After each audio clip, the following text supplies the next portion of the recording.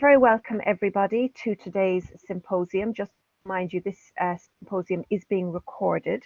So if anybody doesn't want their face to appear on screen, you can keep your camera turned off.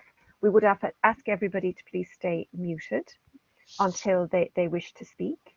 So today's symposium on Brexit is a joint venture between two research centres. So my name is Louise Ryan, and I'm Senior Professor of Sociology here at London Metropolitan University, and I am the Director of the Global Diversities and Inequalities Research Centre, and we are co-hosting today's symposium, and my colleague Dr. Maria Lopez, who's the Deputy Director of the Centre, is also joining us today.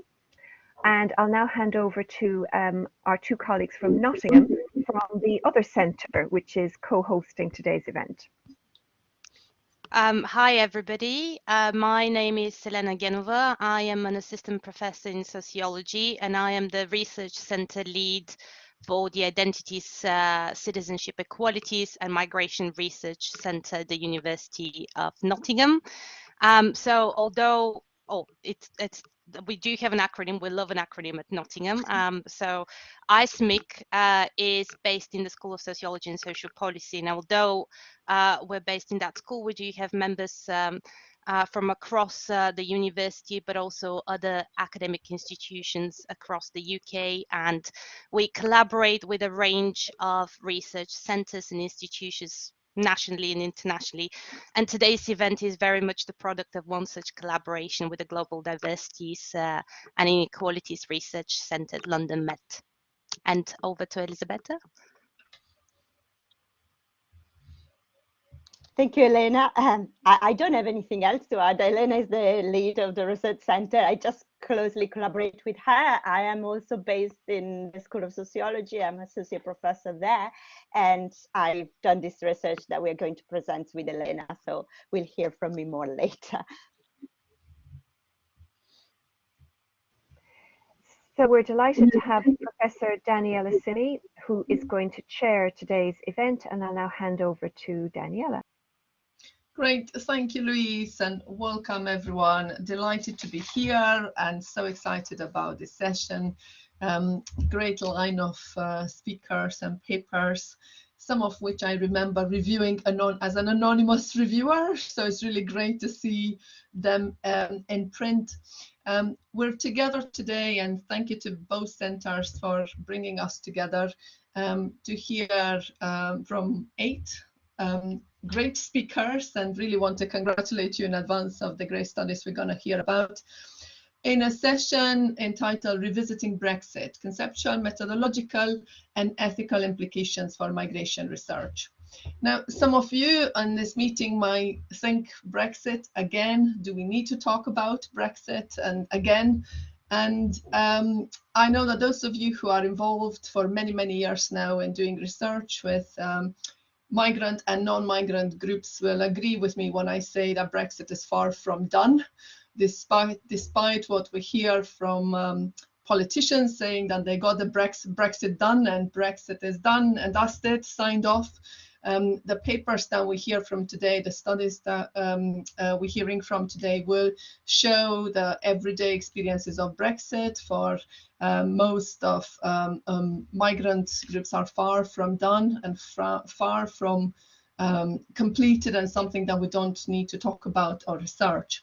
In many respects, I think the papers will show how Brexit has posed significant challenges for us as migration scholars, and as a conversation that we want you, the participants, to be involved with. So the session is divided into 2 or 3 slots. We have 2 slots of speakers and discussants, and then we'll have an open discussion for everyone to participate. So the focus is on conceptual, methodological and ethical implications for migration research. So as we listen to the papers, I'll invite you all to please think of questions you want to address to the speakers, but also points that you want to raise that maybe are not covered by the presentations. So we'll start then with the first part of the session. We have two papers. I hope you all had time to look at the papers, but if not, what we ask the speakers to do is to summarize the key points from their papers. So each pair of speakers will have 10 minutes for their presentation. So the first paper by Marie, Godin and Nando Sigona, recently published in Ethnic and Racial Studies, entitled Intergenerational Narratives of Citizenship Among EU Citizens in the UK After the Brexit Referendum. So over to you. Is it Marie? You're going to share your slides and see for 10 minutes. We'll have then a second paper and a discussion for this slot. For those of you who are participants, we will have a time for questions at the end, so we ask that you keep your questions just now for yourself, so we don't distract the speaker with a chat function. There is a chat function in this room, which I will introduce later. Please enjoy this paper first, and then we'll have time for questions later. Over to you, Marie. Thank you. Can you? Oh, yeah. Thank you, Daniela. So, Yep. It's okay, that's all fine. So the article looks at how potential and actual applicants frame the choice of whether or not to become British, and offers insight into the reconfigurations of the politics of belonging in post-Brexit Britain through the experiences of EU families living in the UK. More generally, sorry, I need to change the slide. More generally, the paper contributes to the literature on citizenship and migration, on the citizenship and migration nexus, in providing a complex and nuanced understanding of situated citizenship narratives. And the article also addresses 4 aspects that have received limited attention to date in the scholarship. So first, we argue for decision-making and experiences of naturalization to be investigated at the household level, rather than at the individual level, to avoid methodological individualism. Secondly, we insert the narrative of naturalization into participants' social positioning, showing how social positioning shaped their experiences of and responses to Brexit. Thirdly, there is a lack of knowledge concerning the experiences of citizenship acquisition among EU-born nationals in European states. And in that sense, to look at EU citizens in the context of the UK exiting the EU is quite unique. And last but not least, the literature often focuses on those who have applied for citizenship or are in the process of applying, rather than on those who have chosen not to apply despite having the right to do so. In that respect, while applications for UK citizenship from EU nationals have increased since Brexit referendum, the overall increase is low, considering the number of EU nationals with the potential right to apply. However, despite the reassurance provided by the EU settlement scheme, the number of applications for British naturalization from EU citizens in 2019 continued to increase, and now we can see on the graph on the left that since 2020 it has stabilized. Up until 2016, the citizens of old member states, so EU citizens from countries who were members of the EU prior to 2004, rarely applied for British citizenship, and this was not the case for new EU citizens, so EU 8 and EU 2, referring to countries who joined the EU after 2004 and 2007, and who have been applying for naturalization in large numbers since before the referendum. So it's important to say that at the time we conducted the study, there was still some uncertainty regarding the settled and pre-settled status, and therefore the responses of EU citizens in that political context has also played a role in shaping migrants' narratives on whether or not becoming British. And this was even more the case for families with mixed legal status, as it created a lot of anxieties.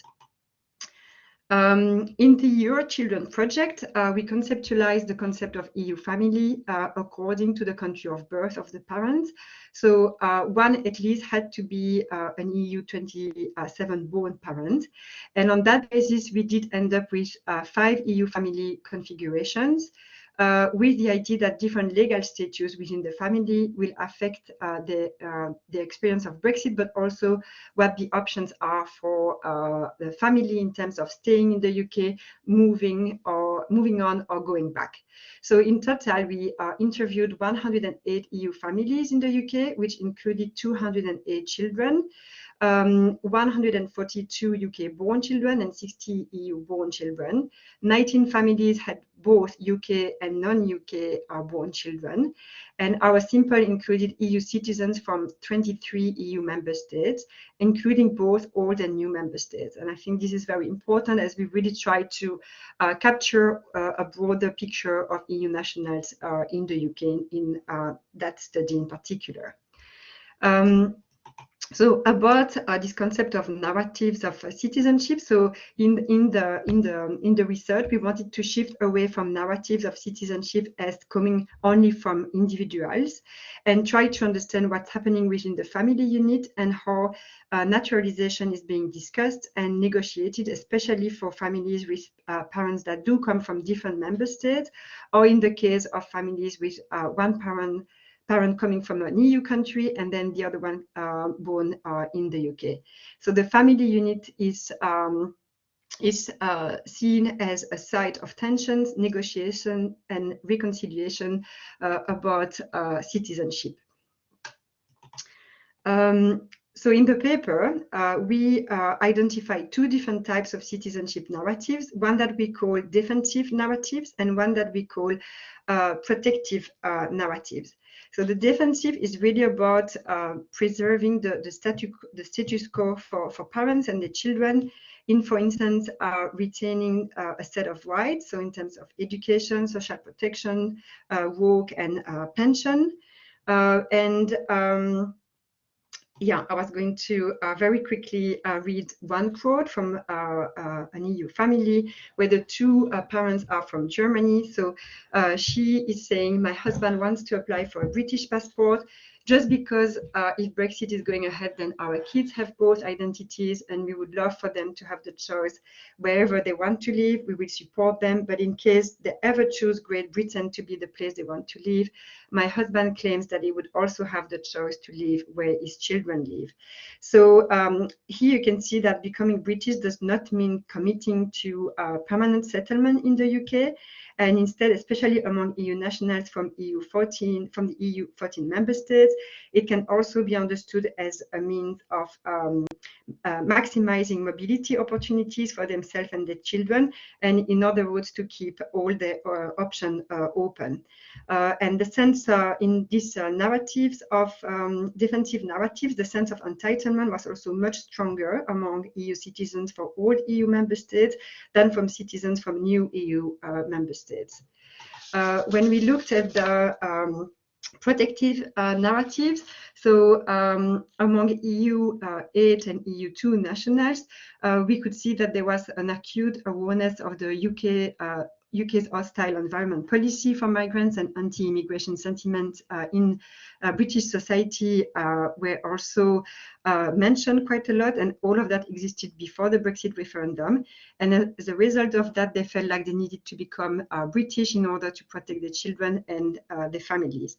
So they were justifying getting British citizenship based on previous experience of discrimination in the UK before Brexit. And others were also referring to their personal histories before migrating to the UK. So we have this family, and you can see one of the picture on the slide of Mirella and Frank and the 2 daughters. So Mirella fled the civil war in Yugoslavia in 1991, and she used to be a refugee. And then Croatia became part of the EU, and so she had an EU passport. And her husband, who is Irish, believed that having the Irish passport is the best way on earth. And she replied to him as we had this conversation that it is a smarter option to get as many passports as you can, as she did remember how quickly a country can actually implode. So this EU family made choices about naturalization in the context of Brexit based on previous experiences. And so it's not just the result of an assessment about an event happening in the present or in the near past, but it can also be a decision that is based on previous experiences in the country of origin. And very quickly in the paper, we also look at another story of a mixed race family, Thomas and Sonia. So he's Black and he's from Cameroon, and she's white and French, and they have 2 children. And the story shows how Brexit has also impacting them differently, as well as how they choose to cope with it. So she's saying, because he's Black and I'm white, because Brexit doesn't feel the same, I don't want to be British. I don't see the point of being British. I'm French. So she's very adamant about the fact that she will never apply for British citizenship, but from his perspective, it is completely different. He's actually saying that I want to apply for British citizenship, and it's not because of Brexit, it's because I want them to be equal, referring to his children. So Brexit hasn't changed anything for him in terms of racism and hostility, but for his children who are mixed race, he feels that it will protect them, and therefore this is why he's also deciding to apply for citizenship. And these 2 stories are actually showing that different perceptions on risk are also leading to different ways of mitigating them in terms of applying or not to become British. And these are also embedded in different social positionalities and gendered and racialized experiences. In the paper, so the last section is looking at narratives of refusal of citizenship, and there are different factors that can explain this narrative. It can be linked to the lack of resources, restrictions on dual citizenship. It can also be that people are really resisting this rescaling of citizenship, saying that they are EU citizens and that they are not immigrants. And for some of them, they are just, at the time, they were just still waiting, thinking that Brexit will not happen, or that it will actually be reversed.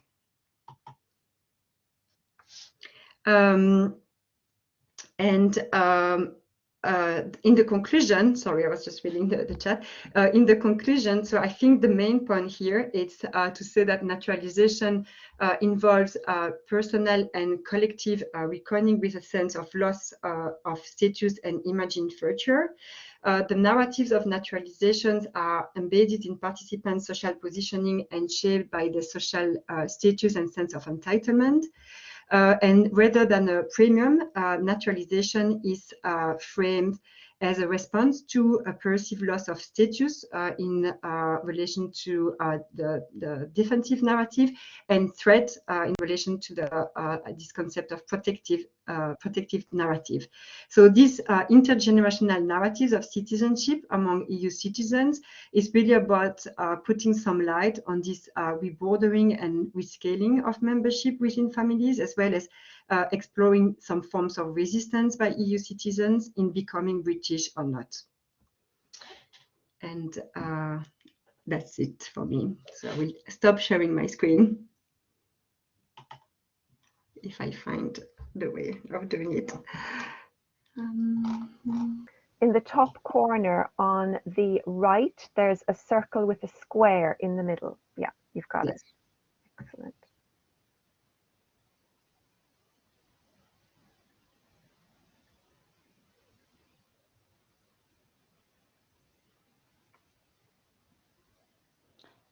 Daniela, your mic is off. Ah, Daniela, you're on mute. The chair I was talking enthusiastically. I was saying thank you, Marie. We did say we're going to have someone today for a guest. Thank you. So I'll say what I was saying to myself, that I thought that was an excellent paper and great start to the session today, and also a nice link to the second paper from John Mulholland and Louise Ryan, who are looking at advancing the embedding framework. I think you'll find that some of the issues that were explored in the first paper around citizenship and people's attitudes to citizenship and strategies are also covered in this paper, which is really interesting follow-up. So the paper is entitled Advancing the Embedding Framework Using Longitudinal Methods to Revisit French Highly Skilled Migrants in the Context of Brexit. So over to you. Is it John presenting? John, it's both of us, yeah. Both of you, right? Okay, so John and Louise, over to you. Thanks. Hi, well, welcome everyone. We'll do everything we can to keep this within the 10 minutes. Yeah, so this is a very selective summary of a paper that we've recently had published, a link to which you can see there. That paper was concerned really with pursuing two principal aims. Firstly, to utilize longitudinal data over a period of approximately 8 years, and in doing so to build on our earlier conceptual efforts in seeking to advance the concept of embedding in its differentiated forms across political, economic and relational domains, and to understand how that might change over time. Specifically, the article was concerned to advance an understanding of how processes of embedding, both in reflexive and tacit forms, frame the complex and nuanced ways in which French highly skilled participants have experienced, made sense of and responded to Brexit. So the project had its origins in an ESRC funded study entitled French Capital, Exploring Highly Skilled French Migrants Working in London's Business and Financial Sector. That was between 2010 and 2012. We secured a total of 40 participants. Following the 2016 Brexit referendum, we did wonder what had become of our participants and how their attitudes towards living and working in London may have changed following the vote to leave the EU. Early in 2018, we reconnected with our participants using asynchronous methods, specifically email interviews, and received 17 reasonably detailed and thoughtful responses, allowing us to explore the impact of Brexit from this longitudinal vantage point. So, as you would be aware, over the last few years, there's been a real proliferation of publications about the impact of Brexit on EU migrants resident in the UK. And of course, many of the authors of those papers are here in the room today, which is wonderful. And as you're aware, much of the initial research focused on what we might call post-2004 accession countries, especially Poland, and there was a lot written about Polish migrants' responses to Brexit. But in the last couple of years, we've begun to see new research emerging, as we've just heard from Marie and Nando, about what we might call migrants from the old EU countries, the long-term members of the European Union, countries like Italy and France, for example, or Germany. So our paper seeks to contribute to that emerging body of work on how Brexit impacts the experiences, feelings and trajectories of migrants who, until recently, enjoyed relative invisibility in the UK. Migrants from these old EU countries, the so-called EU 14 countries, had lived in cities like London for many, many decades in quite considerable numbers, but they rarely featured in anti-immigrant rhetoric. John, could you move to the next? Oh, I can do it. Okay, so just back. We both moved forward at the same time. So what we're doing in the article that we're discussing here today is we are building on the concept of embedding. So we initially introduced the concept of embedding back in 2015 now, as a way of capturing the complex dynamic and multidimensional processes of belonging and attachment in different places and over time. We were initially inspired by Granovator, but we thought that his concept of embeddedness was itself, but particularly its commonplace application, tended to imply a static achieved state, kind of now I am embedded, full stop. Instead, the research that we'd been doing over a number of years with different kinds of migrants suggested something which was much more processual, something that was more dynamic, effortful, and even reversible over time.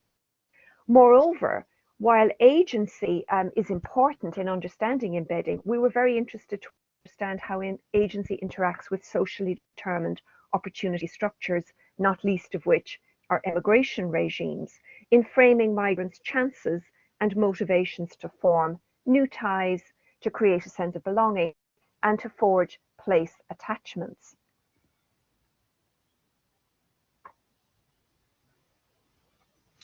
Yeah, so this resulted in a definition of embedding, which we've used in our latest paper, which defines embedding as a dynamic and contingent social practice through which migrants develop, maintain, or withdraw relations and attachments both in and across time and space. Rather than an achieved static state, embedding is inherently processual.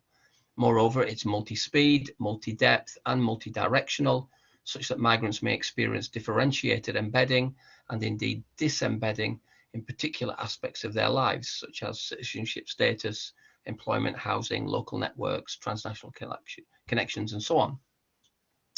Within this particular paper, there were a number of elements to this definition and our conceptualization that we wanted to advance.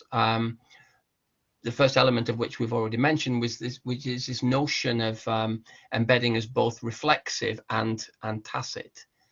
Embedding as a concept is particularly useful for understanding both simultaneously intended and unintended consequences of social practices.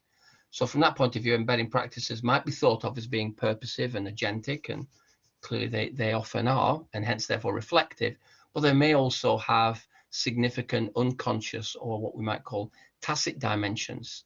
Migrants may develop links and begin to put down roots almost without planning or realizing they're doing so. So from that point of view, tacit embedding refers to scenarios in which belongings and attachments form in ways that are largely taken for granted by those involved.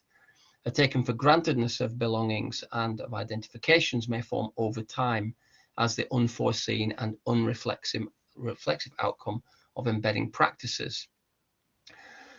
So from that perspective, embedding occurs within opportunity structures that are framed by the materialities of particular contexts, and they may take both tacit and reflexive forms, but they certainly are present.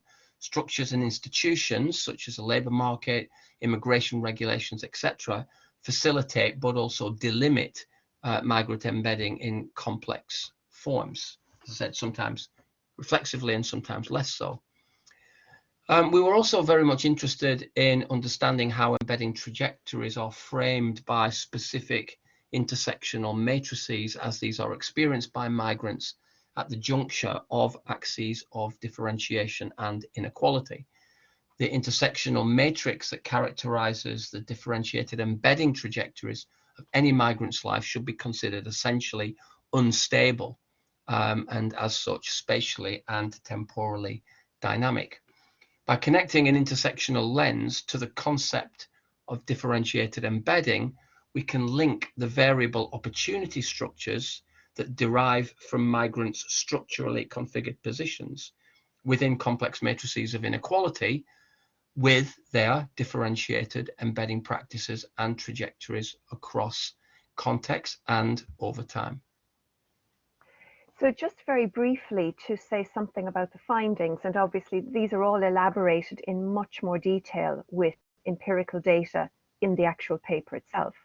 But to look across a number of domains, economic, socio-relational and political domains, we used our longitudinal data to really explore our participants' differentiated embedding.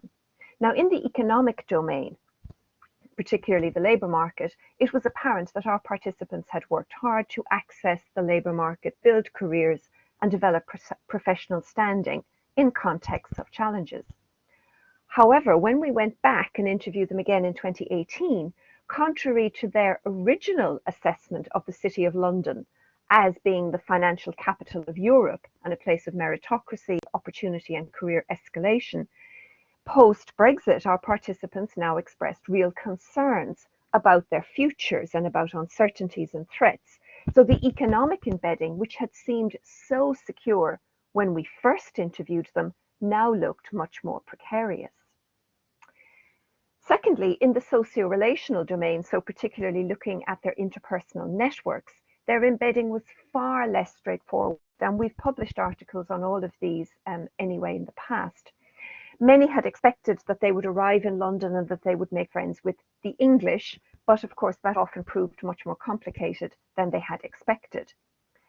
And then when we spoke to them post-Brexit, many participants talked about how their personal relationships with colleagues, with friends, and even with relatives had shifted as a result of Brexit, with divisions of opinion about Brexit, especially with work colleagues. Participants experienced a sense of loss of home. Their original embedding, that sense of belonging, was being undermined. Brexit also illustrated important life course dimensions, current and prospective embedding trajectories impacted by relational ties, for example, to children, with implications for example, retirement plans. And then if we look at the political domain, now in our previous work, we hadn't actually written that much about the political domain. And in the 2022 paper, we really do elaborate much more on the embedding within the political domain. And what we see here is, again, very much repeating what Marie and Nando said previously. In our original round of interviews, our participants had really no intention of applying for British citizenship. Back in 2011, 2012, they saw no necessity whatsoever to apply for citizenship. This was because they relied very much on their portable EU citizenship. Brexit, of course, absolutely challenged that at its very core. And now we found that participants could no longer simply take for granted their privileged rights and status, but they very much had to proactively make decisions. So the kind of taken for granted embedding was now being brought to light, and it rocked their taken for granted assumptions, and it was unmaking them as citizens. So what we see is, particularly for those who wanted to stay in the UK, or at least to keep their options open, Brexit confronted them with the need for a conscious process of deliberate political embedding. So they now had to make decisions to secure their status and secure their right to work. And we very much interpret this in the paper as a move from what had previously been tacit to now something which was much more reflexive. So having to move from something which was almost an unconscious taken for grantedness to a deliberate agency around securing their embedding through their political rights. And so intersectionally, we see that our participants' experiences profoundly impacted on their social status and the intersectional privileges associated with that status, particularly as members of old EU countries, as being largely highly skilled professionals, affluent and white. Brexit also was demonstrating that such privileges may not be as secure as had once been thought. And we'll stop there. Thank you very much for your attention. Thank you very much, Louise and John. Again, another fascinating paper, and really great to see a longitudinal study in this session as well. And you showed us the benefits and the value of doing some of this work longitudinally. This is something maybe we want to follow up in the discussion as well. But before we get to discussion, we have a discussant for these two papers. So over to you, Alessio De Angelo from University of Nottingham, discussing these two papers first. Thank you, Alessio. Thank you, Daniela. I hope you can see me and hear me okay. I was having some connection problems, but yeah, fab. And thank you so much to the four authors of these two papers, which of course I had also read in advance. So as John of course was pointing out, I mean, given the time constraints here, it was only possible to hear some of the rich findings emerging from these two studies, and I'm sure there's much more than what's in the articles themselves.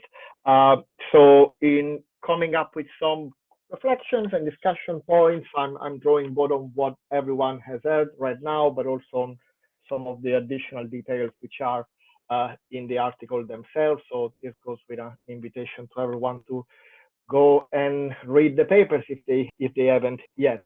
Now, clearly, those two articles tell us an awful lot about the nexus, so to speak, between issues of decision making and the links between decision making and social relations, whether they are framed in terms of networks or not. So I think that that point that was made by Marie about overcoming methodological individualism is also something which is shared by those papers. A focus on the meso level of analysis as such, which in a sense kind of challenges ideas of both migration processes and decision making within migration and processes of naturalization or embedding, whatever we want to call them, as something you can really understand from a micro individual perspective only, and the impact of macro processes onto that, and really reveal how you need to look at the meso level of family interactions and social network level interaction. So there's a lot there already from both the conceptual and methodological point of view that emerges from just the dialogue between these two papers. Before I go any more deeply into that, I just wanted to make probably a slightly more banal observation, which is for many of us, whenever we keep hearing about Brexit again in 2022, it all sounds pretty depressing, and it seems to be a pretty negative event for the vast majority of the participants in these studies. I think Louise and John in their study kind of mentioned that was only kind of one exception where somebody was describing Brexit in some kind of positive terms. So Brexit seems to be, for these EU nationals, at best something that you can try to ignore or avoid the impact of, and at worst something really negative.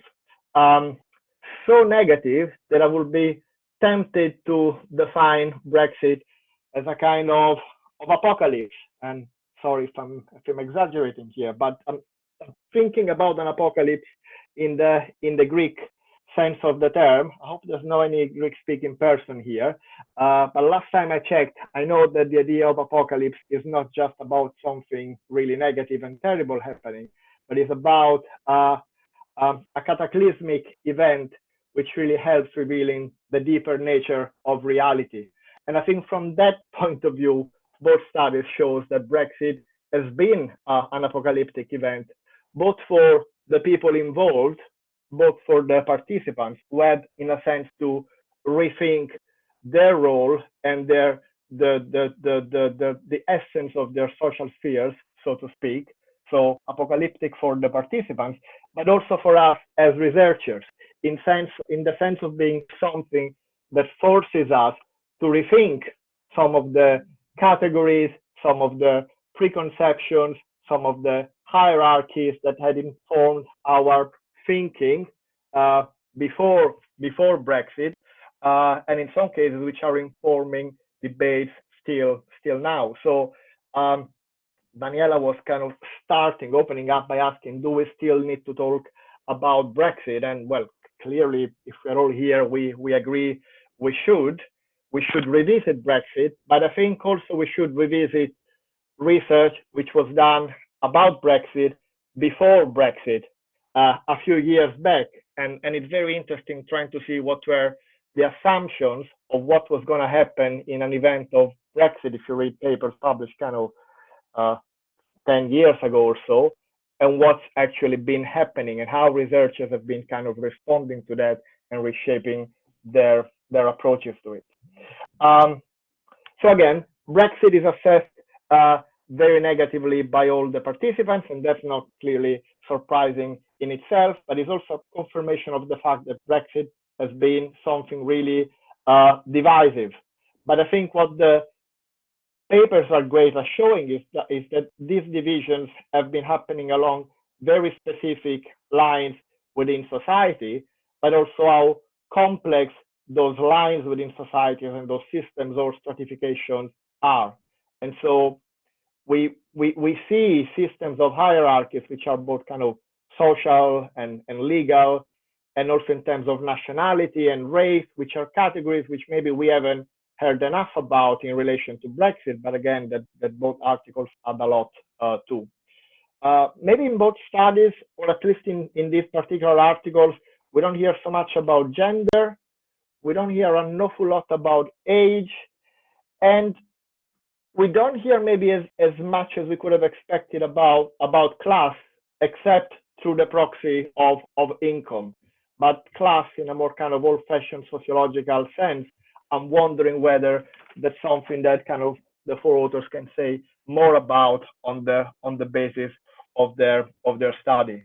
Because listening to them, I was also thinking that when there were discourses about meritocracy, for example, to what extent some of those quotes were kind of challenging in a way pre-established discourses about class in the UK context.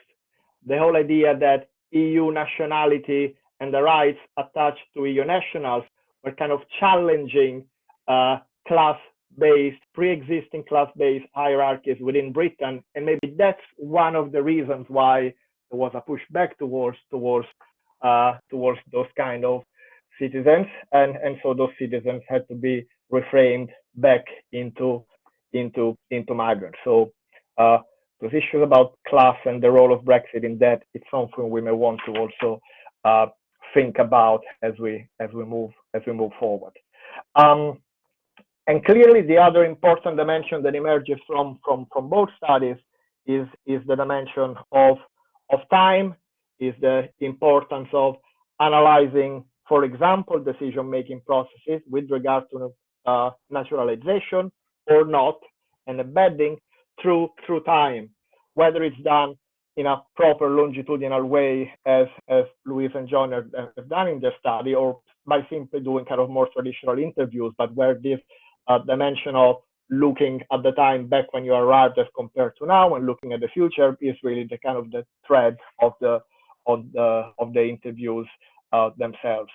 So I think also in that sense, both papers confirm not just that it's important that we talk about Brexit, but it's important that we keep talking about Brexit and we keep talking about it over time and across time. And in a sense, shows the importance of kind of sticking with certain topics for a longer period of time, even when they're not necessarily flavor of the month. I mean, we seem to be right now in a place in the public debates in the UK where it's not even allowed to mention Brexit in certain particular political contexts, and maybe academics have a role of reminding what are the things that really matter. And in terms of academics coming up with their own alternative agendas, I think, again, in this case, both articles are a very good example of the importance of focusing on what is not necessarily the flavor of the month group or the most highly researched topic or issue. For example, in what Nanda and Marie did, I found particularly interesting their focus on people who decided not to naturalize and not to get citizenship. Because by looking at those who decide not to take citizenship, well, if nothing else, you get a much better understanding of why is it that certain other people do take citizenship on the other end. And likewise, I think I'm really appreciative of the focus of John's and Louise's study on French migrants and on the main relatively more privileged migrants. First, because as they said, they were not one of the nationalities upon which there was the most attention. But secondly, because again, it reminded us to the importance of focusing on not necessarily the least privileged when we do migration research. And I think as sociologists, we sometimes feel like we nearly have to kind of justify ourselves or nearly apologize if we're not looking at the most highly affected, the most deprived, the most negatively affected group of them all, because really we're kind of missing the point if we look at anyone else. And actually, also in this case, we can see clearly how by turning the camera to a slightly different angle, we learn a lot, well, about the group in particular, but also about the broader processes. And in fact, by reading both papers, I was thinking whether we shouldn't do a bit more of that, even in terms of looking not just at those who didn't take citizenship, but also at non-EU migrants and the impact of Brexit on non-EU migrants. I mean, we know there is some research on that, but I'm wondering whether there's a scope to connecting more the sort of research we are hearing about today with research which is specifically about non-EU migrants and how they've been affected by Brexit. Wrapping up, just one final point I wanted to make with regard to ethics and the role of researcher. A bit of a tongue-in-cheek point here, if I can, but I think in both articles there is a footnote as required by the journal, the disclosure statement saying no potential conflict of interest was reported by the authors. And to all four authors, I would like to ask them, yeah, really, no potential conflict of interest? I think many of the authors of these papers and the other papers, I think in fact, looking at many of the participants in the chat, there's many of us who have a very personal stake with Brexit and with issues of EU nationals and EU nationality. And I'm wondering sometimes whether we should bring that a bit more to the fore. Our being EU nationals, many of us, some of us being closely related to EU nationals, and even having a stake into that because of our academic role. That's clearly not something I would have expected to find discussed in this particular paper, but it's something that I thought about simply by looking at the names, the people involved in this panel. And I think I will stop with that point because I think I'm running out of time. That's great. Thank you, Alessia. You really magically managed to combine discussion of the papers with the discussion that we said we'll have later as well on the ways forward. And the point you make about ethics, I did wonder what we're going to cover in ethics, but this is really an interesting angle about our own positionality, so we can come back to that later. So at this point, I don't know if any of the speakers want to briefly respond, and I mean a sentence or two to just give people in the audience time to either type your question in the chat or get ready to answer a question. But any of the speakers want to come back to any of the points that Alessia has made? Nanda? Shall I start? Yeah. Fine. Yeah. Okay. Have to. I'm just giving a chance to the presenters to come back just briefly. Yeah. Yeah. No. I mean, the point about the ethics. I mean, obviously there wasn't necessary space in the article, but I mean, when we did the research, I wrote an ethnographies of Brexit in parallel to the data collection, so it was pretty on display the pain, including writing about how does it feel to apply for naturalization, I would say. But what is interesting, though, it is also about the definition of this conflict of interest, because as I wrote in the chat, no one would say the same thing if he was a British researcher writing about Brexit. So I've actually, this comes also from a direct experience. I've been told not to speak publicly about the research. I've been not invited to speak, for example, with media about my finding of my research because I was biased. And I said, well, everyone is biased. This is really changing the boundaries of membership in the country. It's not just about the Europeans or whatever. So that's an interesting point, I think, to think about. The other point about the issue of privilege, and it's really interesting. So we published with my Mixon colleague recently this literature review on how migration journal have been covering the nexus between migration and Brexit, and it's very clear, you know, what also Louise and John were saying about. Obviously, there is clearly the Polish and Eastern European. We studied the problematized communities. There is no literature about Swedish migrants in UK. Almost zero. I mean, I would say. But what also I think is interesting is, and this is where what we want to do with the project was to bring within the same project both the Western and Eastern and the Central Europeans. I think that was a kind of a first, in a sense, of having this much more this homogeneous community, while at the same time using the EU citizen as a category, which will deserve another 3 papers on the side, you know, about choosing a kind of a supranational label vis-a-vis a national framing. And then I close and I'll leave it to Marie. I mean, there's so much to say, but in the point on the resistance to apply, it's really interesting because we did all this research, and this is another methodological and ethical issue, while Brexit was still happening. I mean, the title of our project was not "You Families in Brexit Britain," was "You Family in Brexiting Britain." So we tried from the title to emphasize that all this research was done when people didn't know what was going on. In fact, many people thought Brexit was not going to happen, and this is why they were not applying. But what another reasoning for not applying, which I found quite theoretically could be quite interesting to investigate, is people say, I came here, and this is actually include myself, I should say, at the time. I came here as a European citizen, exercising my freedom of movement and my citizenship itself, and in a sense refusing to renationalize my membership. So I was attached to the supranational membership, and I didn't want to nationalize it, becoming British. Then I just gave up in the end. I applied, but that's all part of the process which a number of people have been going through. But it's quite, I think, yeah, it's always something to think about. Interesting. Thank you. Thanks, Nando. Louise and John, do you want to come back on? I'm just really conscious of time, Daniela, Yeah, and I know we've got two more speakers and a discussant, so maybe we should prioritize the chat if anybody has a question. There's no questions, so I'm just trying to give you some time before anyone who wants to raise questions, or either type in the chat or raise your hand to speak. Any of the participants? I'm looking in the chat to see. That's why I thought maybe give you time to come back if you wanted to. If there are no questions, we can move on and then have time at the end, if we have time left at the end to discuss. Okay, let's do that then. So we're moving to the second pair of papers.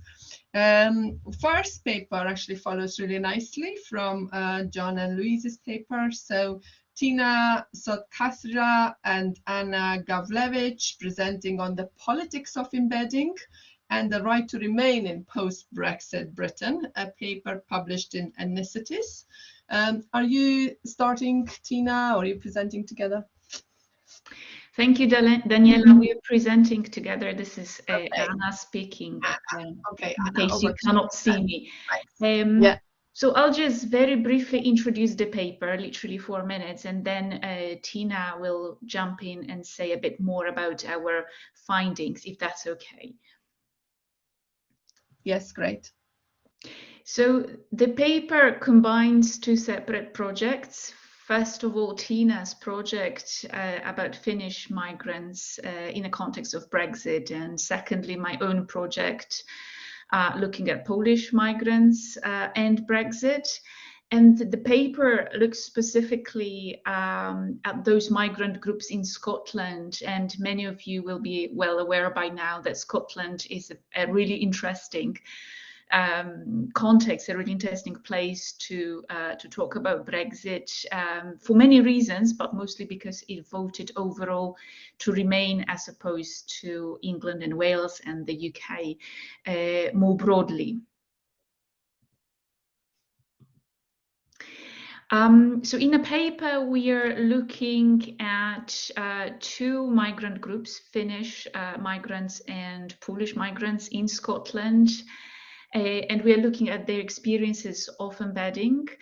But before we focus on the details, on the empirical findings, it really needs to be emphasized that these two national groups differ quite a lot in terms of size, prominence, and motivations for migrating. So Finnish nationals are a really tiny group in Scotland, as opposed to Polish nationals, who constitute the largest non-British nationality. And because of that, it's not really surprising that Finnish nationals have been largely invisible in media and public debates, whereas Polish migrants have been quite prominent for a while now. When we asked about motivations to migrate, to moving, to settling in Scotland, they were actually quite diverse. But what came out strongly in interviews with the Finnish participants was mostly advancing your career, education-related reasons, relationships-related reasons. Whereas with Polish nationals, again, the motivations were quite diverse, but the motivations surrounding economic and job opportunities specifically were quite prominent. And finally, we also would like to emphasize that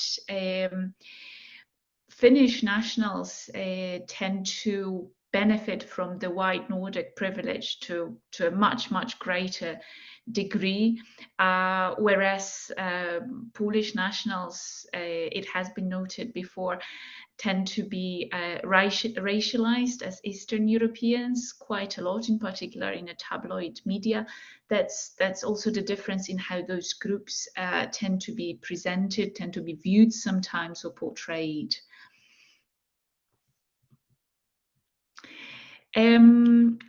We're inspired by a massive body of work on migration and Brexit in this paper. Just for the record, the references here are coming from the paper, and the paper was published in 2020. So we realized that there have been quite a few really excellent papers that are not featured on this slide. We are broadly inspired by the fantastic work on embedding, differentiated embedding as a process, as well as on broader work on belonging and integration. And as we engaged with this scholarship, a few things really struck us. First of all, that how migrants embed in political system has been under-researched, and secondly, how embedding is governed by the state, how embedding can be governed by a state is again underappreciated, but underexplored in existing work, and these are the two gaps that we are addressing in this paper. Very briefly, just a few words about the methods because I'm conscious of time. So the paper is based on 42 interviews that we conducted between 2017 and 2018. Women are overrepresented in our sample, and we can say a bit more about that in the Q&A.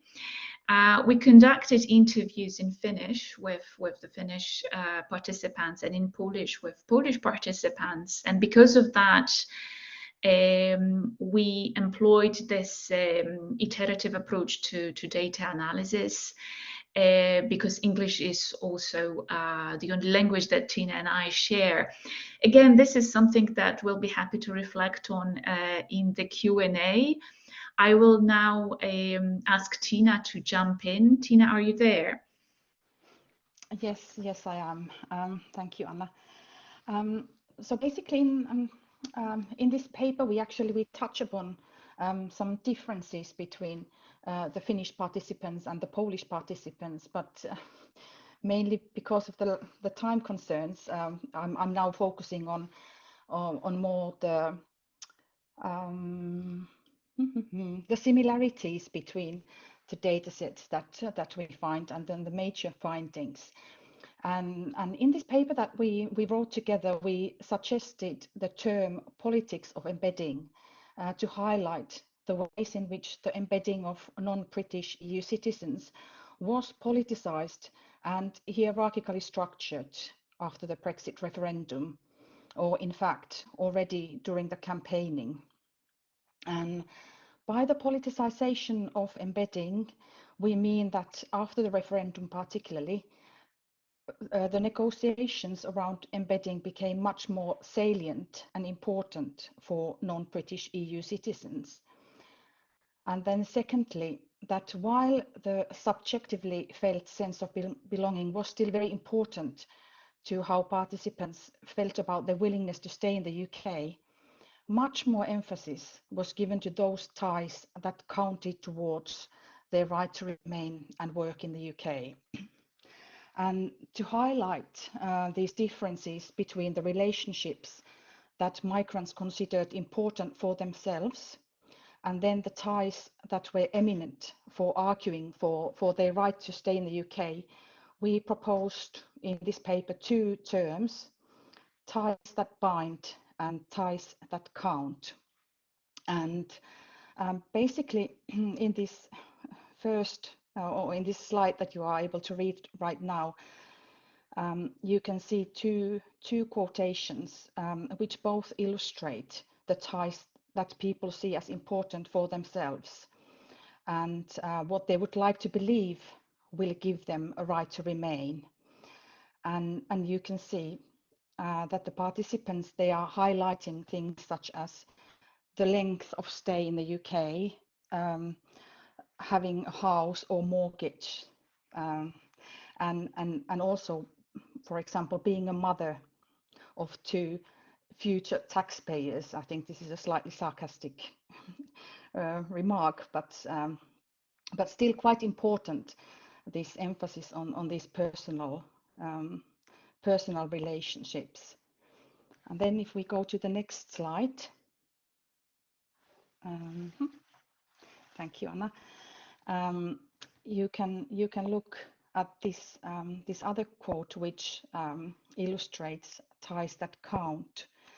And this quotation is by a Finnish woman who compares her situation to that of her husband's, and she argues that their situations are completely different, even if they arrived in the UK at the same time, and even if the ties that bind are actually quite similar. She explains there that her husband has been working full-time for the same employer through all these years, while her status has changed several times, and there have been times when she has been ill or she has been student and therefore not contributing to the UK economy, and how this has now put them in very different positions. We can go forward. And then I hope you are able to read these quotations, because we thought that these might be nice for you to sort of grasp what our participants have told us. But really we chose this one by Beata, who is from Poland, illustrate how the subjectively felt embedding, this kind of sense of belonging and social ties that connect individuals to people and places, are not enough to qualify someone as a person who has a right to remain. That you really need these ties that count to demonstrate the ownership of this valued position of someone who is able to stay in the UK. And we can move forward. And basically, to conclude, we claim that embedding is not merely objective, and it cannot be measured solely by tracking down tangible markers like employment records or tax records. But it's important to notice that it's not entirely subjective either. And this really becomes apparent when we studied the embedding in this highly politicized everyday context of Brexit. And when embedding was perceived as threatened, as it happened in the lives of the EU migrants since the Brexit referendum, embedding, it clearly became instrumentalized. It was used as a tool to claim a right or deserving status on one hand, and then to deny a wrong or undeserving status on the other. And our paper, if you get to read it, you realize that it includes several examples of both. And basically, in the paper, we argued that more research is needed to better understand the broader social and political relations that constitute embedding as a key determinant of who belongs, who can feel safe, and who is denied the right to be safe and belong. We have noticed that new research has come up after our publication, which looks at the politics of embedding, but we conclude with this notion that maybe nevertheless we do think that it is important to continue to work on this topic further. Thank you. Great. Thank you very much, both Tina and Anna. I think it's probably best we go straight into the next paper, which comes from Elisabetta Zontini and Elena Genova. And again, a nice follow-up, because this paper brings us into the realm of looking at emotions, and emotions have been mentioned by previous speakers in previous papers, but this paper really dwells into the studying of emotion, the costs of integration at times of change, the case of EU migrants in Brexit Britain, which was published in Sociology. And as you get ready, Elisabetta and Elena, over to you. In the meantime, please, everyone in participants, have your questions or prepare your questions for the speakers for later on when we open for discussion. Over to you, Elisabetta, or Elena, not sure. Yeah. Thank you very much, Daniela. I will start the presentation by talking about the theoretical background of our paper and explaining our approach. And then Elena is going to present some of our findings. So just to say that this paper draws on our, just trying to move the slide, it draws on our long-standing ethnographic work with Italian and Bulgarian migrants, which we have conducted just before and after the Brexit referendum. So the aim of the paper was to try and develop a new approach for understanding migrants' changing relationship with their countries of settlement, as well as their current and future practices. So what we wanted to do was to try and explore the subjective experiences of integration, moving beyond the structural and cultural dimension, usually privileged in integration debates, yet retaining a focus on the impact of the changing socio-political contexts on such experiences. So in trying to do so, we turned to the sociology of emotion. While initially overlooked in migration studies, emotion have started to be increasingly recognized as an indispensable part of human mobility. And in particular, in the Brexit literature, emotion has started to be mentioned quite a lot. So in the paper, we start by reviewing some of the recent Brexit literature, where the emotional reactions to Brexit have started to be documented. Yet in the paper, we note how often in this literature, there seem to be emerging what we describe as an emotional consensus, where the negative feelings of shock, disbelief, and incredulity that happen just after the referendum get talked about the most. What we wanted to do instead was not just describe the emotions that people displayed, but also use these emotions as analytical tools in trying to understand these wider relationships that different groups of EU migrants had with the countries of origin, as it was, with the countries of settlement, as it was changing. So in our approach, we transpose insights from the sociology of emotions to migration and integration debates. So in doing so, we start from the premises that emotions are important for meaning making, and they also can serve as a clue to tell us how people might act in the future. So we felt that documenting migrants' emotional displays in relation to an unsettling event, as Louise and Majella called the events such as Brexit, can provide us with important insights into the changing relationships with the receiving societies, including how they see themselves in them. So in our analysis, we started off from the seminal work of Hochschild, where she distinguished between emotion work and emotional labor. So specifically, she argues that people act according to feeling rules, which govern the ways in which they have to display their emotion correctly in any given situation. And we contend in the paper that feeling rules are also at play in relation to the public display of emotions deemed appropriate for migrants in the receiving societies. So similarly to the service workers studied by Hochschild, migrants can conform to these rules, through deep or surface acting, or reject them, but this will have different implications. Here in the analysis, we bring in the work of Bridget Anderson, which highlights the importance of social acceptance for migrants. In Anderson's view, migrants need to show that they belong to the community of value, which she defines as being composed of people who share common ideas and exemplary patterns of behavior, expressed through ethnicity, religion, culture, or language. This requires migrants to show themselves as good citizens with the right kind of values.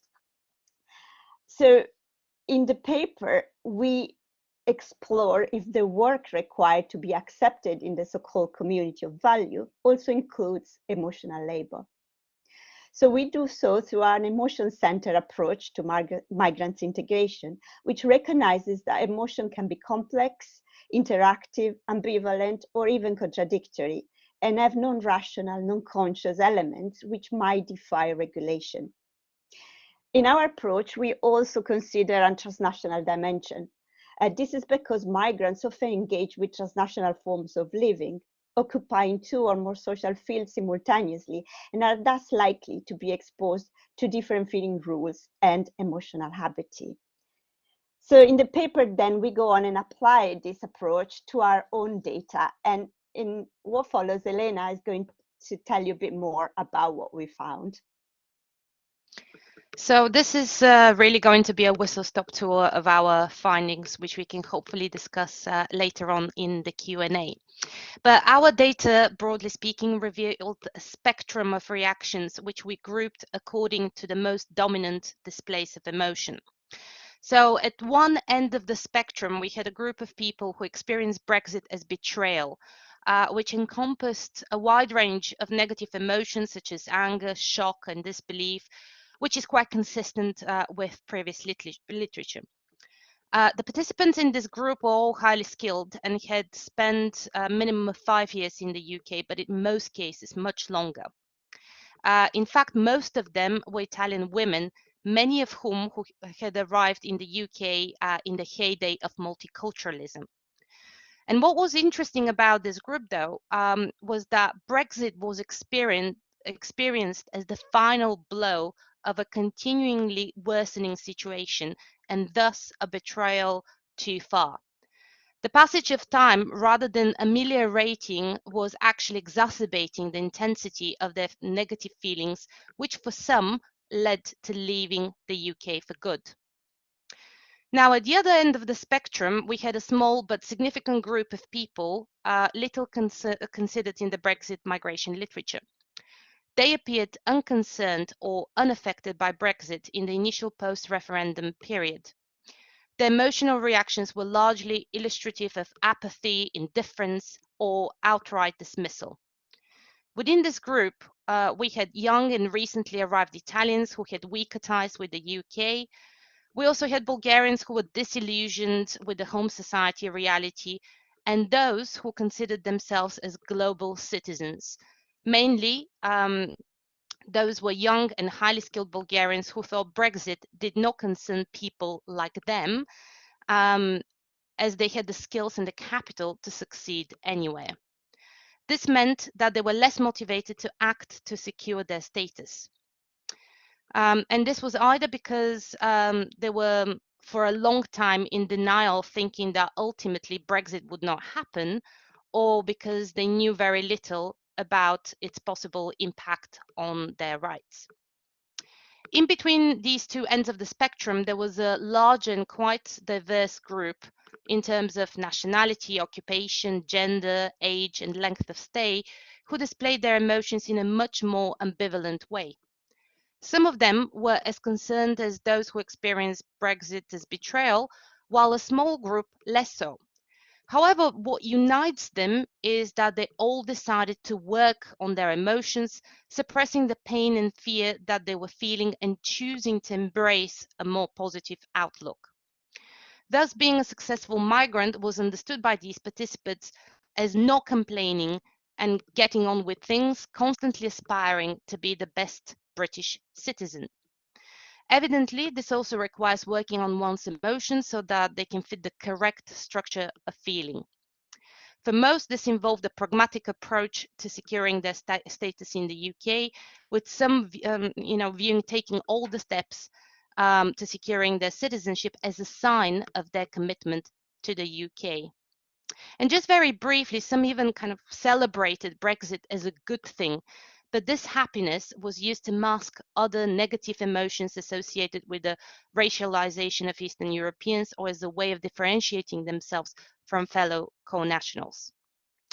So finally, just to conclude, through our approach, we really want to illustrate the emotional costs of the new assimilationist climate. And what our paper and our data highlights is that emotions are really nuanced. So we see three very different emotional displays, such as betrayal, ambivalence, and indifference. And what is also quite interesting is that emotions do not soften with the passage of time, although they can be regulated or displayed in ways that defy feeling rules.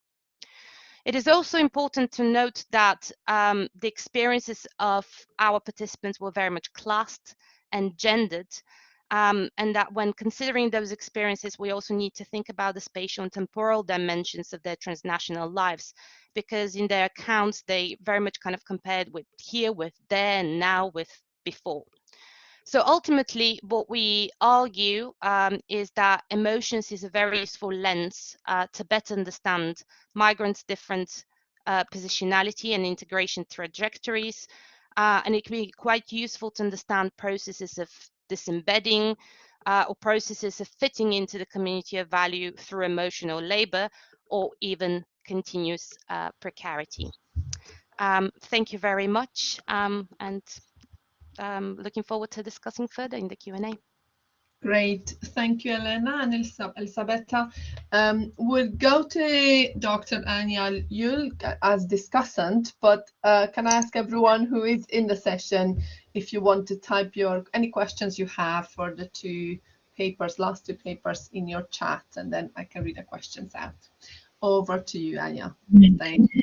Hey, can you hear me well? Yes.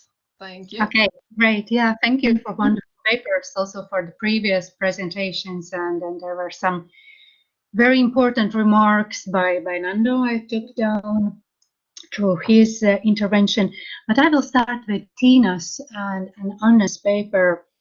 That's a really, really good contribution, and I think you are a little bit too shy saying that there are many other papers coming out, but I think you really seriously put on the table the important issue of the politics of embedding, and also the clarity of your framework is really something to be proud of. This distinction between ties that bound and ties that count, this very much calculative life that we are all facing now with Brexit. Also, importantly, as you distinguished about the research groups, the research participants, that Finnish whiteness and Polish racialization in the UK and even in Scotland, right? Scotland always being seen as that good place to live and to embed, but we can see this racialization very clearly. And not to say that this is a book where I myself also led the project, but I just want to say that it's a good book. I just received it today from my post, but there is a chapter which was led by my wonderful colleague Laura Morosciano from University of Sussex, and Laura is talking at detail about the ethnic option. She builds on Waters' concept of ethnic option, and she really examines in great detail and show how much more work many of us who are not perceived as white ethnic, how much more work we need to do to work on our embedding, right? So I recommend, if you have time, that is a very good chapter in the book. politics and politicization, yes, is a very good focus, because embedding, as we saw, it disturbs, but who it disturbs? That's the question. Does it disturb white British? Does it disturb conservative politicians? And how much differently this subjective process of embedding is disturbed by politics. So I'm going to Elizabeth's, and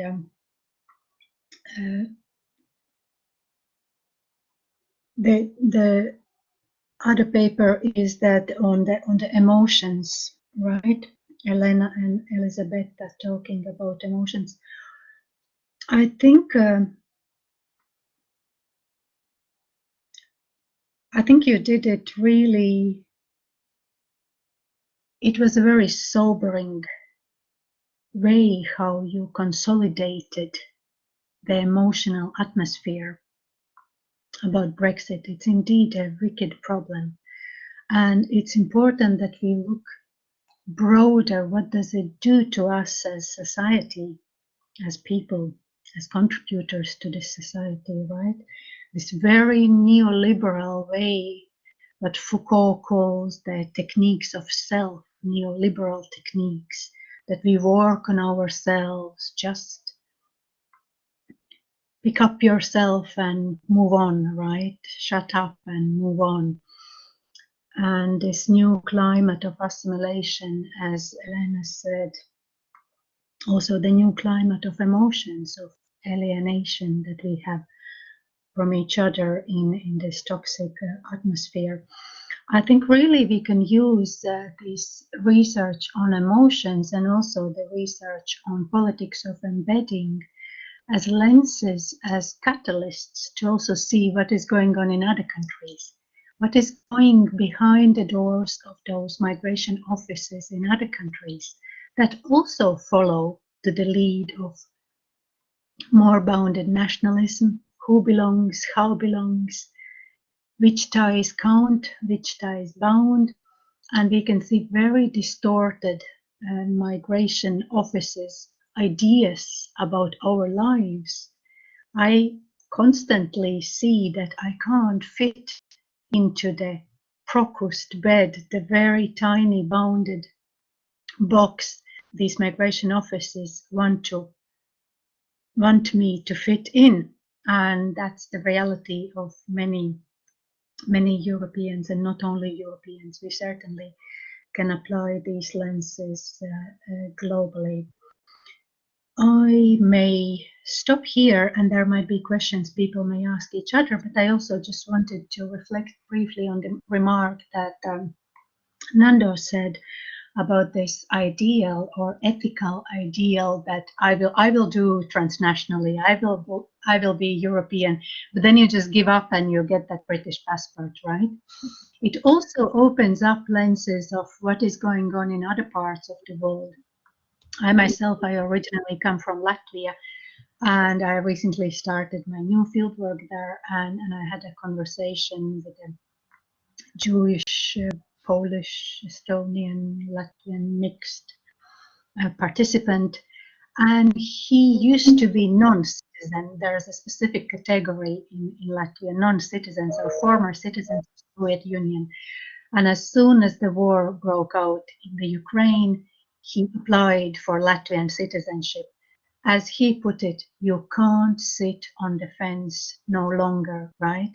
Because of this, the structures and violence of the political situation, they are so strong that our agency and our ethical ideals, few can afford to live as we would have wanted ideally. Thank you. Thank you very much, Anya. That's really, really helpful in relation to the papers and also in relation to the discussion that we're moving on to now.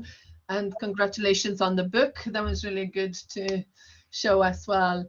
So I don't see any questions in the chat. So at this point, I just open the discussion to everyone. presenters, non-presenters, people who have just joined the session because you might be interested on what next for Brexit. Before I open the discussion, and thank you to all speakers and discussants, I think there are really some interesting points that emerge from the presentations today in terms of how Brexit is really called into question, some of these concepts that we've been taken for granted and categories, and some of the concepts that we're working with and what it means to look at the everyday experiences of Brexit, but also the inequalities that have been in some sense exacerbated by Brexit for many of the groups we're working with. Also the points that have been raised about the groups that we haven't looked at, the non-EU migrants that will be impacted by this, the intersecting inequalities of Brexit and how that's gonna be a kind of long-term element of our research now. The point about family as a unit or site of tension, I think that's really interesting, and looking at research that we might want to do long-term in terms of families might be split now by Brexit or by their status or non-status, if we're thinking about the groups that might become really vulnerable post-Brexit. What is the issues of transnationalism? I thought that was really interesting. And in terms of theories, we haven't maybe had that much time. The transnational, intergenerational, longitudinal lens that really creates, creates really good opportunities for us to take the research forward in terms of post-Brexit context, really then seeing Brexit as a multi-scalar process of rebordering. I think somebody mentioned how Brexit is rebordering and solidify borders for our participants. And the last point I had on my list was in, or two more, one in terms of the history of coloniality and nationalism, which, the racialized hierarchies that some of the speakers have mentioned. And the last point was on, some of the categories that I think Alessio picked up in his overview, his summary, and how we looking at issues of gender, age, class, how we reflect these intersectional experiences in our future research.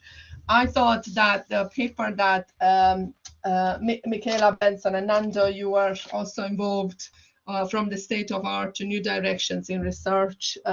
It's really useful in kind of identifying some, I think you called in the paper, blind spots. So open the conversation really at this point. And please come in and say, what do you think in terms of revisiting the title? Let's look at the title, conceptual, methodological, and ethical implications. Where do we go next?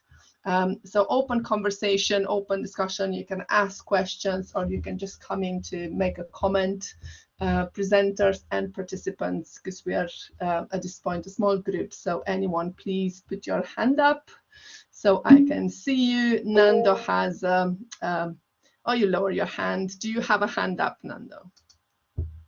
Yes? So Nando first, go. Your hand is low.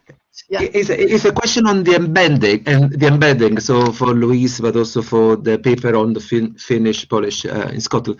And it's to what extent the conceptualization can acknowledge the complexity of the political landscape. What I mean is, and also this is something that applies also to all the discussion around, integration as a two-way process. It's always about, the migrant community, society, very generically, and there is one issue, now Brexit. But in reality, if you compare Scotland with England and see how the EU nationals are embedding or were embedding in the context of the Brexit negotiation, the huge difference is also in relation to the Scottish independence narrative. And the extent to which, different between the position of the First Minister in Scotland vis-a-vis the Westminster. So it would be quite interesting to have a more, 3D understanding of how issue interact rather than having kind of a mono issue and then this is how the people embed and their own personal circumstances. There is something more complex in that's it. Great, thank you, and great point. We need a seminar in Scotland and England because everyone thinks that Scotland is great, but it has its good bits, Anna, and I don't know what Tina maybe, but yeah. So Tina, I wonder if I should respond to Nando, or do you want to take a number of questions? So I'll start and then I'll hand over to John, because I'm sure he'll have something to say about it as well. So thanks for the question, Nando. And obviously we're very excited as well about Anna and Tina using the concept of embedding and applying it and elaborating on it. We're very happy to see it being applied by different people. So in terms of your question, Nando, we would always ask the question, where are people embedding? How are people embedding? What are people embedding into? Embedding isn't happening in any kind of abstract. You're not belonging in some kind of a vacuum. It's always contextual and contingent.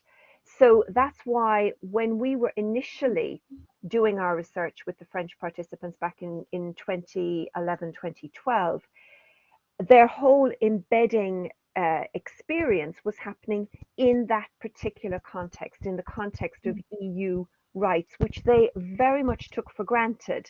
So it was very tacit, and that's why in the paper we really tried to develop that notion of tacit embedding. And then when we went back to talk to them again in 2018, the context had utterly transformed. And so what we were trying to understand was, had their thinking, had their strategies, had their reactions also transformed? And yes, they had, in different ways. So embedding is about understanding the kinds of agentic strategies that people are adopting, sometimes tacit and sometimes deliberate, but always within a context, and that context itself is dynamic. And so this is something, yes, we are very, very mindful of. So I don't know, John, if you want to comment on that as well. Just very quickly, because I know a few other people got their hands up. It's also multi-scalar as well. I think that's really important to emphasize, because one of the trickiest elements of our data was that multi-scalar dimension of the entities to which they were referring when they talked about their lives. Exactly what was it that they were embedding in? They would talk about their neighborhoods of mixity, to use their phrase, but that was located within the city of London, but that was also located within England and then within the UK and so on. And we found that they moved in really complicated and uncertain ways across those kind of concentric circles, if you like, of embedding. And whilst they were actually often quite skeptical at times about the extent to which their lives in London would be reflected in lives outside of London, and they were aware of the kind of nested nature of London, if you like, within the context of the UK, it was clear that there was a sense of security that they derived from the fact that they were located within neighborhoods of mixity within the city of London. And at that point, prior to Brexit, it was unimaginable that the implications of London's nestedness within the context of the UK might come back to bite them in terms of removing that security in the form of Brexit. At the time, London appeared to be necessary and sufficient for ensuring the security of their embedding at the time, something that was, of course, utterly transformed by their experience of Brexit. Thanks, John. Tina, you have your hand up.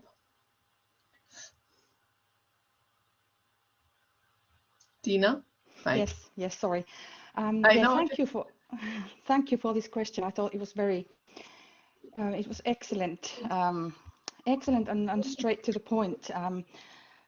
I think, unfortunately, we are often very limited by the word limits of different journals, which is why we were not able to go into this into the context of our study in such detail as we would have liked to. Well, first of all, so I agree with this point, but I want to make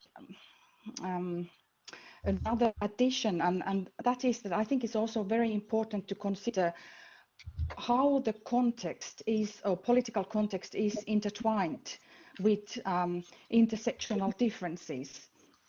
Like, for example, in our case, I think the Finns and the Polish, they had somewhat different perceptions towards let's say, Scottish politics. For example, the Finns, they are quite an interesting case because they are not among the old EU members, but they are also not the new ones.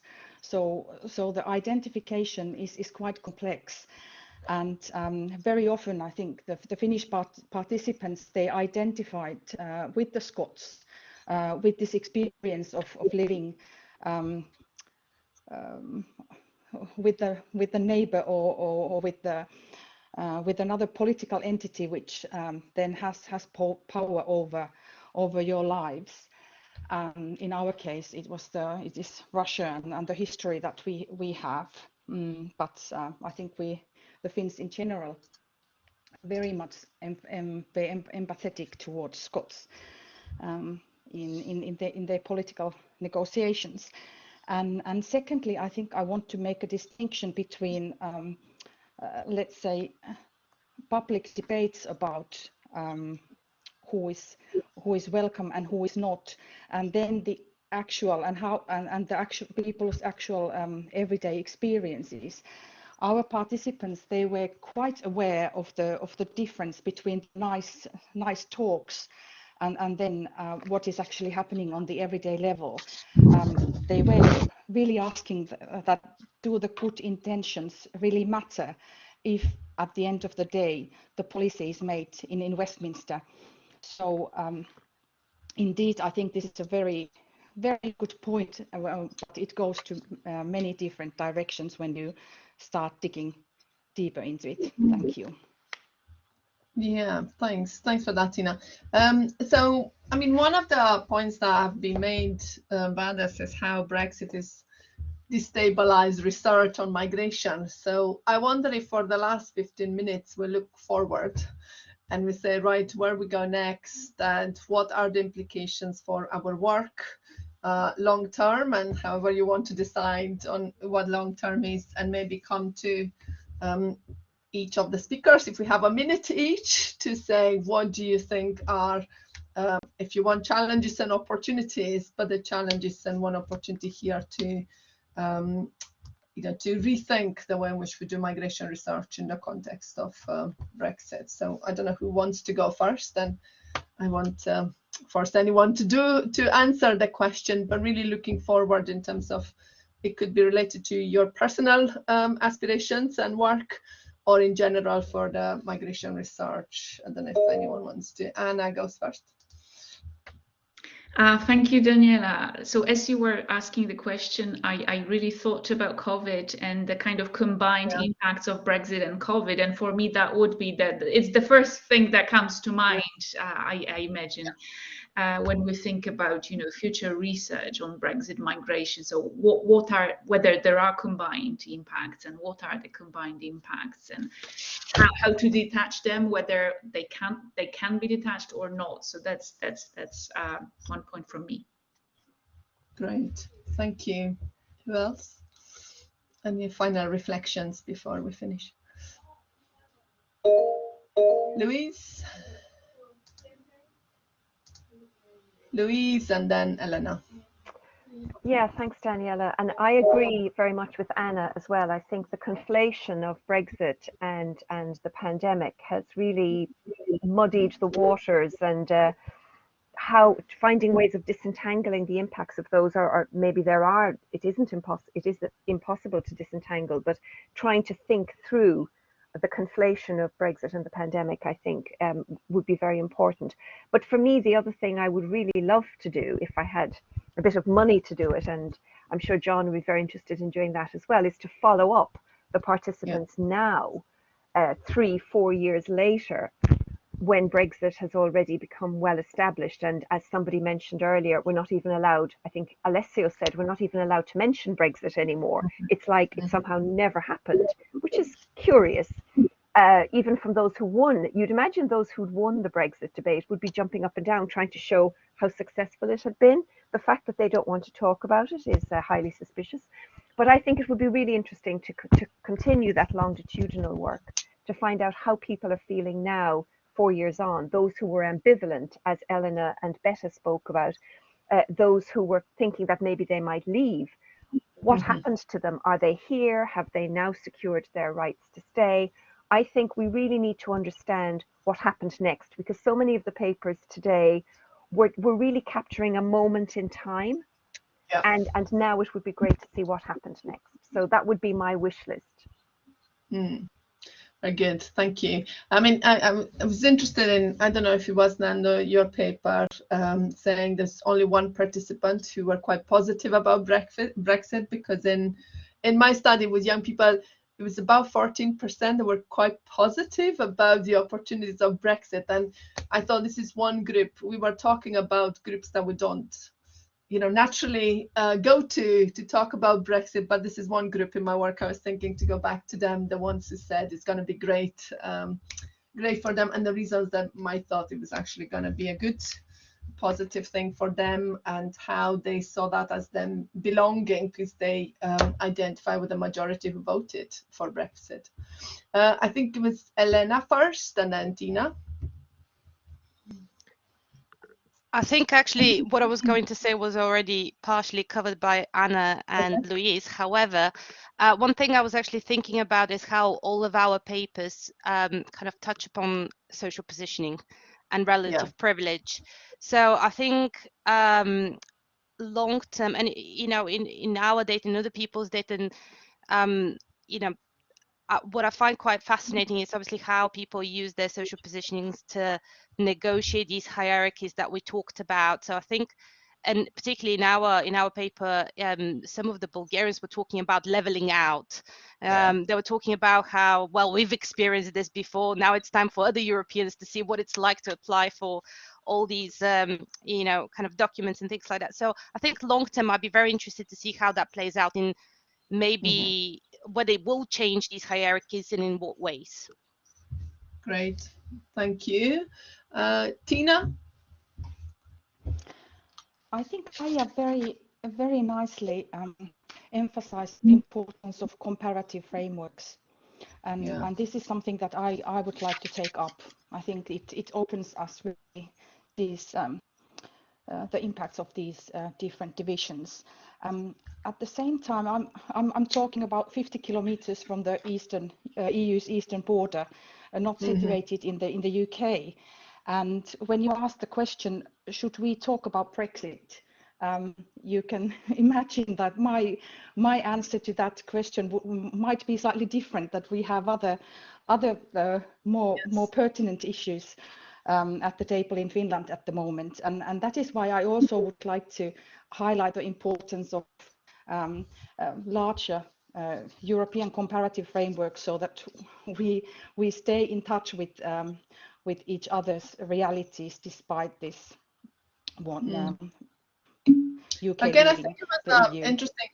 Sorry, I think there was a similar point that was made in the paper that I reread today. That's why it's actually mine from Michaela and Nando, about Brexit being now seen as somehow the responsibility of UK-based researchers, and how that's taken away from a more Europe-wide conversation about the implications of Brexit, not for just for people living in the UK, but also for European citizens in general and for Europe. Louise? Oh, sorry, Alessio then? Your hand is still up, Louise. Alessio next. Oh, okay, thanks. Just wanted to make two very quick points.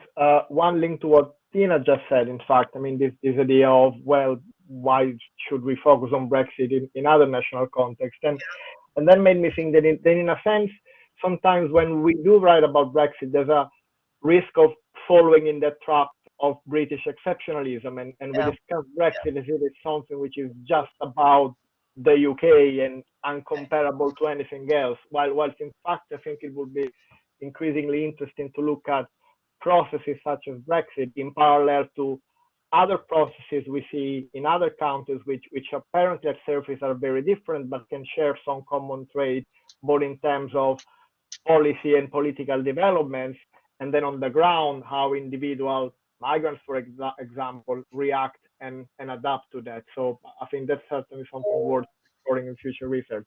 The other quick point is linked to what Elena was saying about social position. And I think something which was emerging by many of the papers today was also a sense of internalization of hierarchies, of the social hierarchies that we were talking about.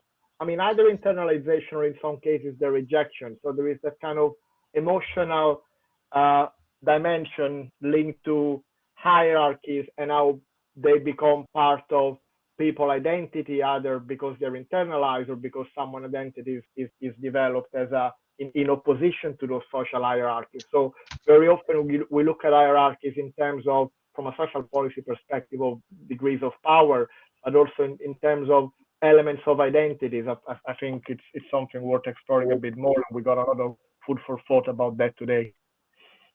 Great, thank you, Alessio.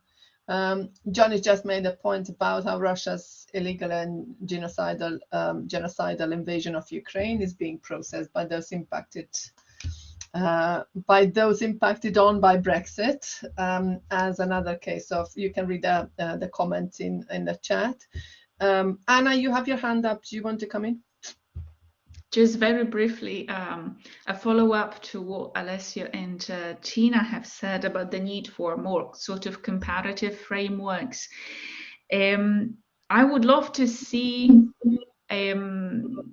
us look at hostile environment more broadly, and perhaps Brexit as just one of many case studies or one of many symptoms of, certain processes taking place globally, neo-nationalism, populism, and just I really like the point about the British exceptionalism, about this trap, falling into this trap, and perhaps there's a way of looking at those processes more broadly, taking place in different contexts, perhaps not exclusively at Brexit as Brexit, but sort of from a wider perspective, I suppose.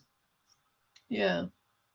I mean, some of the work that's been done on families that have mixed EU, non-EU, EU British, EU non-British families, and I think the conversations about how families have been divided by this and how they talk about this Brexit didn't come from nowhere, in a sense, and the book on Brexit land and who voted and why people have maybe bought in the nostalgia over the empire, but also the issues around ongoing anti-migration hostility, but nationalism and so on. Louise, is that a new hand? Yes, this time it is a new hand. I'll be very brief. Just to say that I completely agree with what people are saying about not looking at Brexit in isolation. We have to see that Brexit didn't just come out of the blue. It was part of wider and ongoing political motivations. And I wrote a paper with colleagues at the University of Sheffield, which was published last year, where we were looking at Windrush and Brexit from the perspective of older participants, including Caribbean participants, and their take on Brexit and on the Windrush scandal was actually quite interesting, quite nuanced and complicated. But I think bringing into conversation different migrant groups and looking at maybe different types of anti-immigration discourses, whether it's Brexit, Windrush, or indeed what's happening now with shipping people off to Rwanda, I think that will help us to broaden out the discussion and not see Brexit as just one specific isolated policy. Thanks. John?